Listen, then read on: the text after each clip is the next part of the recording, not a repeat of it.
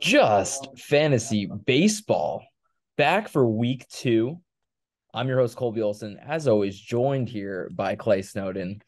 We have some sad news to start today's episode, Clay, because O'Neal Cruz actually broke his ankle on a slide into home plate today, was clearly down in a lot of pain. And then a brawl broke out, which I actually haven't even seen the video of yet. I need to Yeah, see that. But I mean, the word brawl is also very overused because it's more like the bench is cleared and people yelled at each other. But typical regardless, baseball sad fight. news for O'Neal Cruz owners because O'Neal was really turning into a fantasy stud, a guy with 30 home run power, 30 stolen base upside.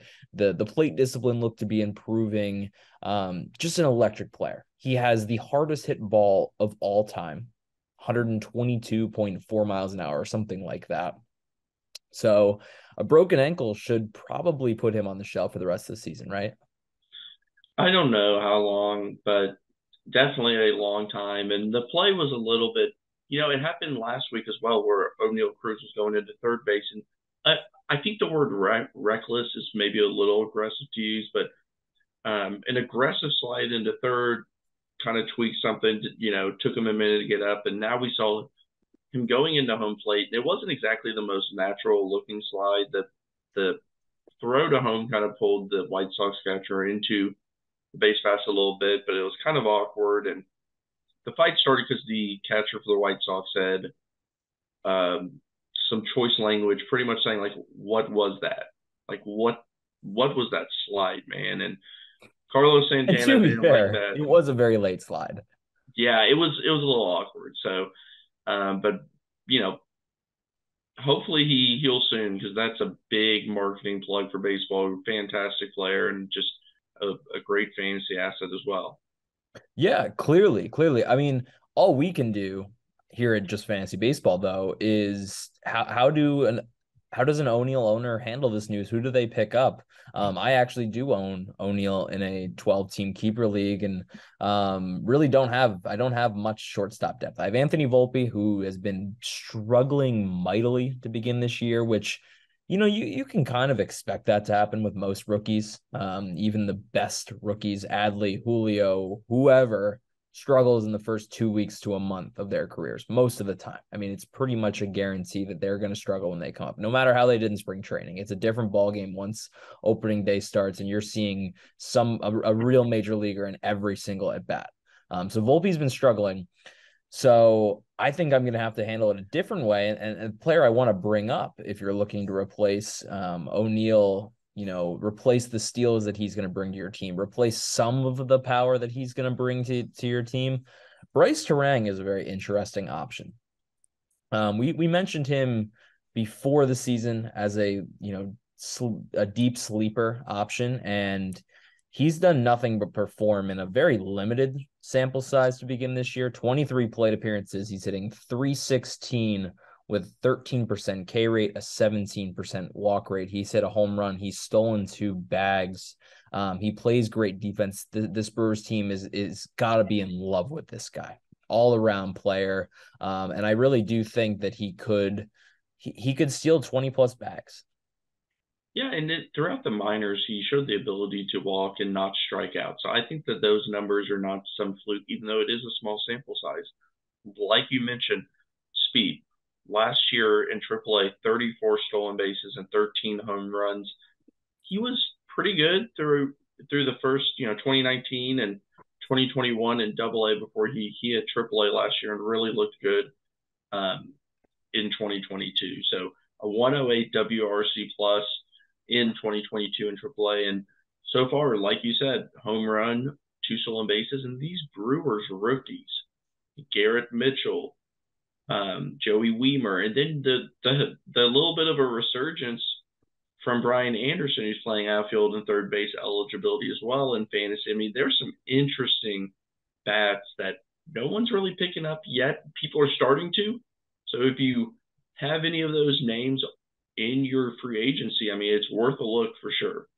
Yeah, so Garrett Mitchell is the one guy on that list that has been really scooped up. He's owned in 58% of Yahoo leagues, probably a bit less than that in ESPN leagues, but I mean, Mitchell has gotten off to a roaring start. The interesting thing about Garrett Mitchell, though, he's hit 3 home runs this year. He's not known as a power hitter, never really has been. Um, he's hit 3 home runs in 7 games this year. What he's known for is stealing bases. Has he stole a base yet this year? No, he has not stolen a base yet, which is just very interesting. I would look for him to hit less home runs and steal more, but that's a guy that could be a really popular addition coming soon in 10 teamers and 8 team leagues. A guy I want to bring up too, you mentioned him there too, Clay, is Joey Wiemer, who made his debut um, on opening day. No, the day after opening day, he got called up. Um, he's had a hit in every single one of his games. He has really crazy raw power.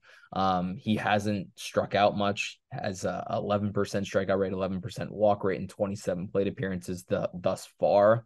Weimer is an interesting fantasy option as the season goes on, because if he works his way into like the 5th and 6th hole of this lineup, with his power and speed ability and ability to not strike out at a high rate, he could be a really interesting fantasy option. I think he's more of a wait and see at this point, but if you're in a 12 team league and you have some injuries in the outfield, maybe think about it. 14 team leagues, definitely start thinking about it. But he's definitely a deeper option. I did want to touch on Anthony Volpe there for a second too, because I think he could be a potential buy low.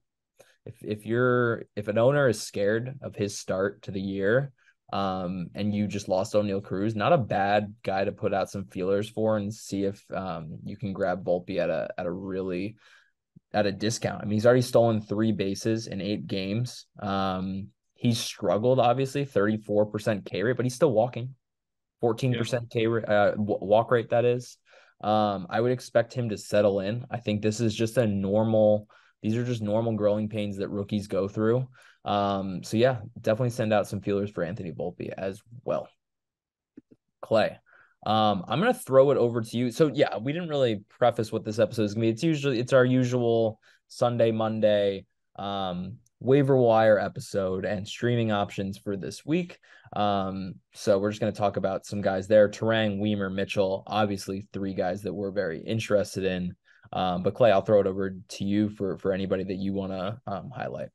Yeah, so I have two outfielders and another player as well who we'll get to. But the first two outfielders I want to mention is Miles Straw, who is owned in enough leagues that he may not be in your league. So Straw, as you know, is going to steal bases, and he's already showing that this season. It's something that he's always been able to do. The issue has been getting on base. He already has 6 steals this year, and I think he could honestly be in contention for one of the most, top of the charts and stolen bases in the MLB. Um, the biggest issue with him is in the past, he has no power, right? No home runs last year at all. I think Cleveland has had 1 home run from a center fielder in the past calendar year. I think I heard that somewhere, but when he's putting the ball in play, he's going to get on base at a high enough clip. It wasn't that long. 2021, he batted 271 and 349 on base. So if he can get there, you're going to get your stolen bases, and he's not going to strike out much. But the player I want to mention for deeper leagues is actually Victor Robles, who I know everyone's bought into him at some point in time, it feels like. And when's he going to do this, then the other? He's Yeah, only like 20. 8 years ago. Yeah, he's only 26.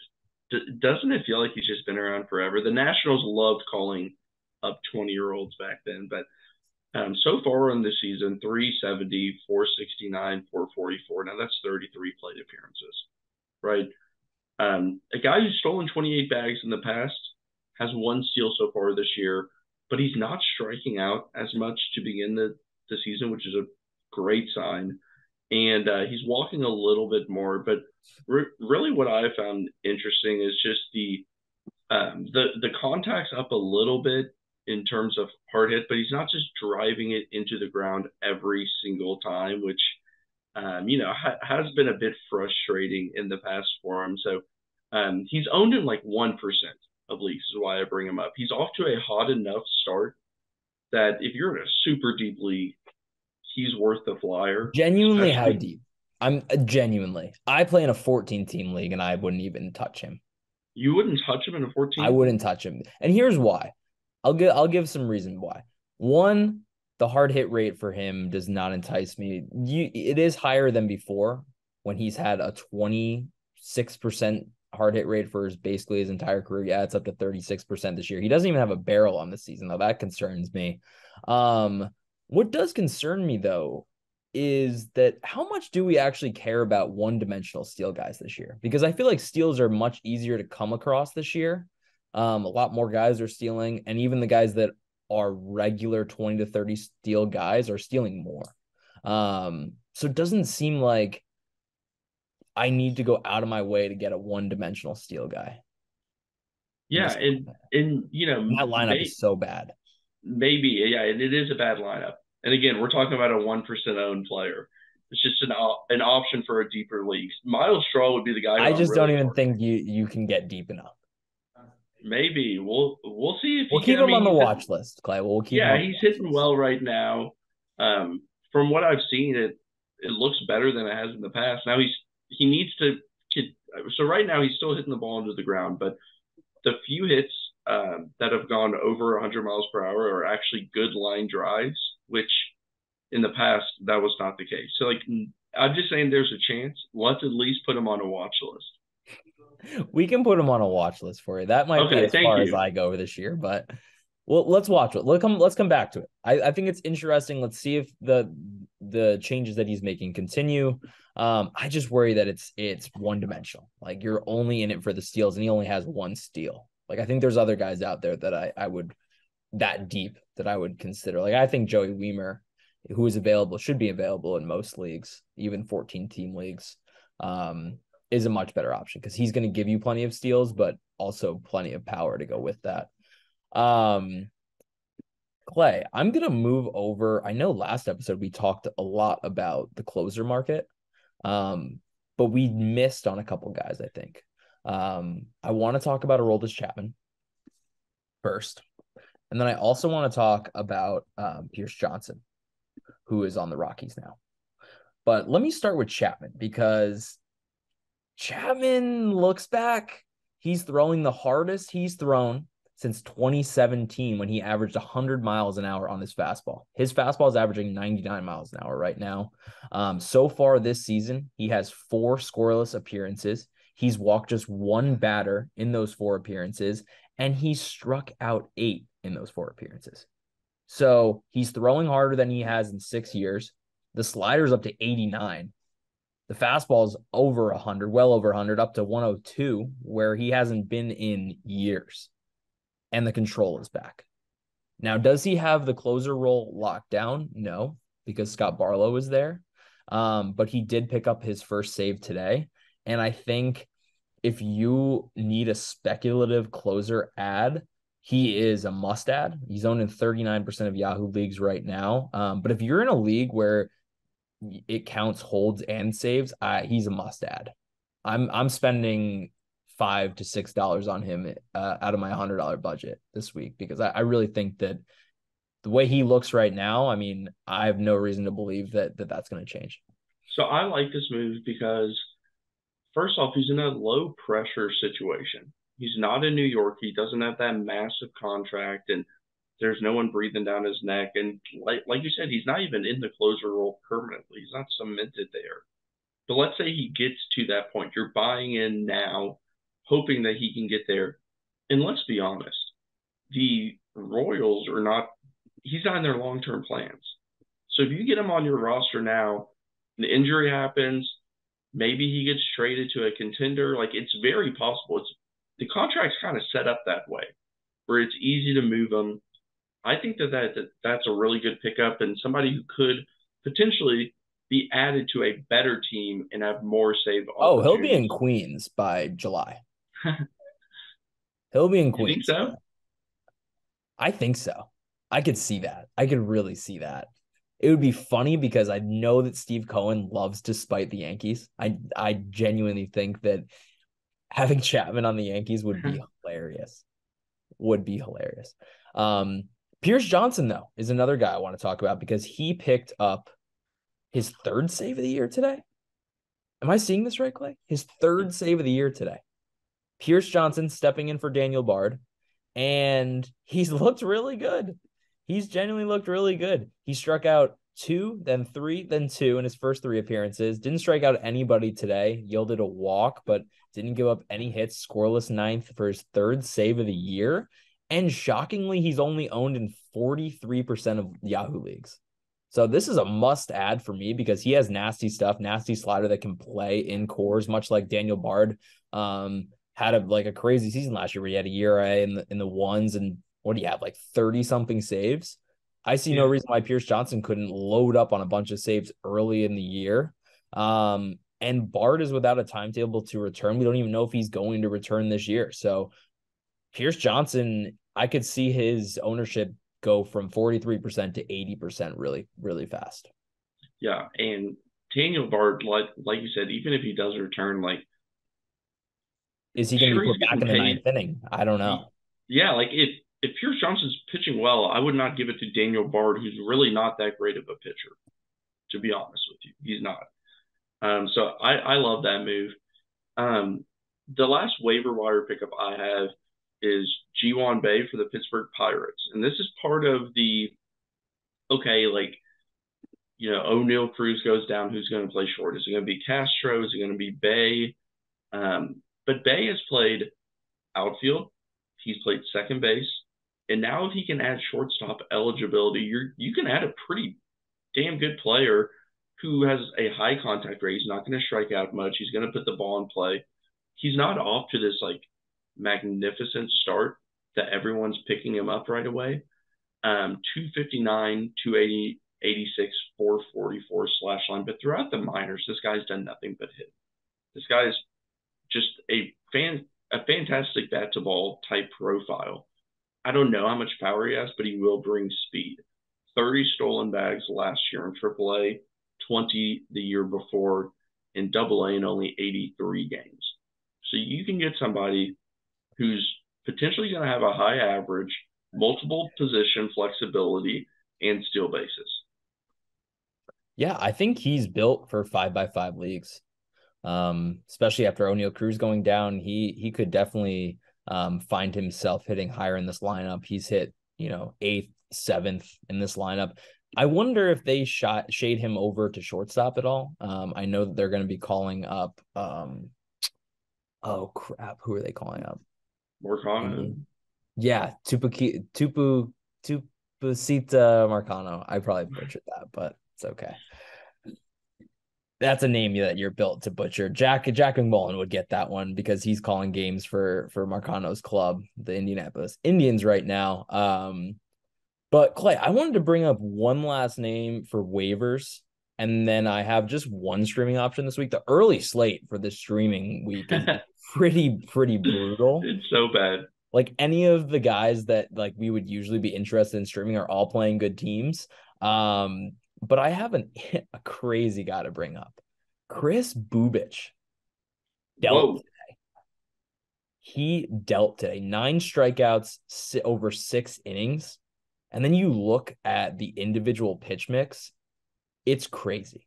His velocity on the year is up over a mile and a half mile per hour, 1.5 miles per hour over last season.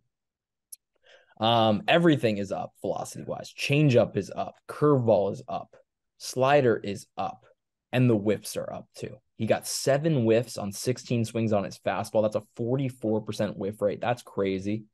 Then you go to his changeup, 5 whiffs on 14 swings, curveball, 5 whiffs on 8 swings, slider, 2 whiffs on 4 swings for an overall whiff rate of 45% on the day. And this is playing a Giants team that honestly doesn't whiff that much.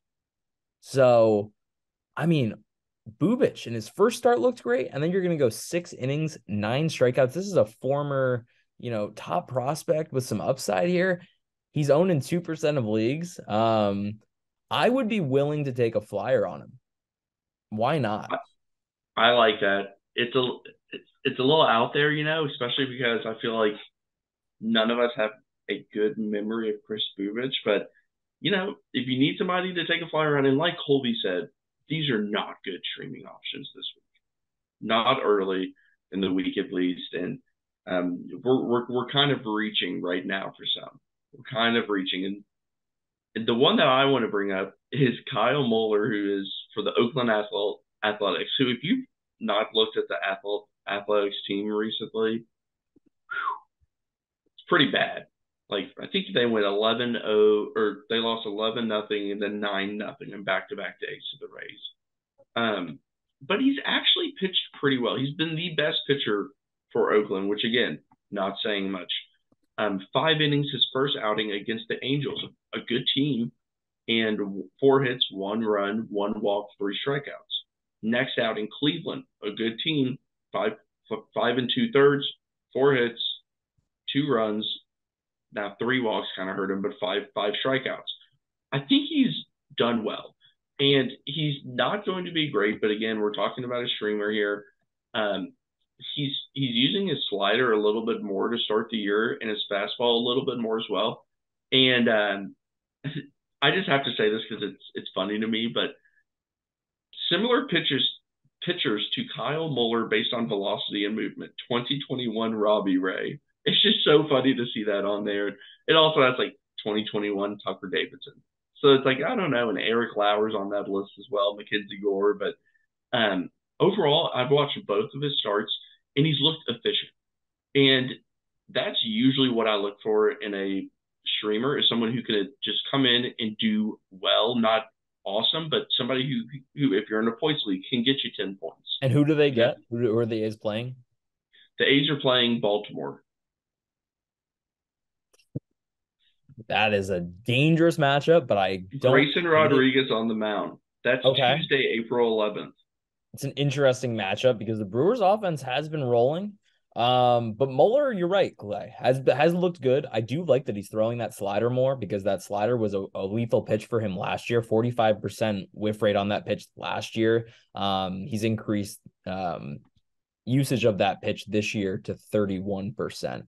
And the fastball is a ground ball machine. He's allowing 59% ground balls this year. I mean, I don't know how sustainable that is, but yeah, I don't hate it, man. And in what is a very weak streaming week, if you're looking for an option, I think that is definitely one of the better ones on the board right now. Because And the I'm liking option, it. I I think Baltimore's a good team. Don't get me wrong, but he's a lefty. So is Cedric Mullins lefty. Anthony Santander is not playing well to begin the season. Gunnar Henderson's in there, and a rookie. It's a young team. It's a team with some left-handed bats in it that I could see it going five. If you get 5 innings, a run or two, like I think I would be really happy with that. Maybe he goes 6 and 3 runs, quality start. All right, I have one option this week, and it's in a guy that you gave last week. But he's owned in 43% of Yahoo leagues, so I don't really know if you can get him or not. But if you can, I really like him this week. David Peterson, he gets the Padres, and you might be hearing that and go, "Whoa, that's kind of scary." Padres, they have not hit well against lefties so far this year, and as I say that, we're recording as Sunday Night Baseball is going on. They're up 4-0 on the Braves, and Dylan Dodd and Nelson Cruz just hit a 3-run home run. So maybe I'll eat my words on that one a little bit. But I think David Peterson is a very, very serviceable streaming option, and he might be even more than that, to be honest. He got beat up by Milwaukee a little bit. He walked 5 guys, gave up 5 hits, still struck out 5. I think it was just an off day at the office for him. 5 walks does not sound like a typical David Peterson start. So I am going to bet that David Peterson bounces back against the Padres. I think that's as good of a streaming option as you're going to get in the beginning of this week because there's really not much else out there that I love. Yeah, the only other name is always a streaming option. That's Jordan Lyles, just because he could at least go out there and give you some innings. Like that's just what he does, and he seems like an option on worse weeks if you absolutely need a start. Maybe now he just gave up 5 runs in his last outing. I'm not telling Yeah, you you to go do better this. pray to the heavens when you start Jordan Lyles. He struck out 9 against Toronto. Yeah, that's what I'm saying. Like, there's times that he flashes, and he's almost always available. Like, he is a back pocket streaming option all the time because it's very possible he goes 6 innings, three, 4 runs. Dude, Like this start is it's not ridiculous. beautiful. This start is ridiculous. 5.2 innings, 5 earned runs, 2 home runs given up, not a single walk, and 9 strikeouts. What is that? You're not sure Something. whether to be happy or sad.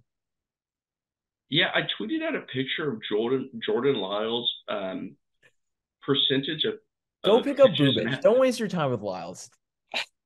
percentage of pitches and how he's used them over the years, and it is truly art. It is ridiculous. Go look it up on Baseball Savant if you're a sicko. No, I mean I am a sicko, so I'm gonna go look out right now. What am I looking for? Just like The how he's changed. Oh my yeah, God.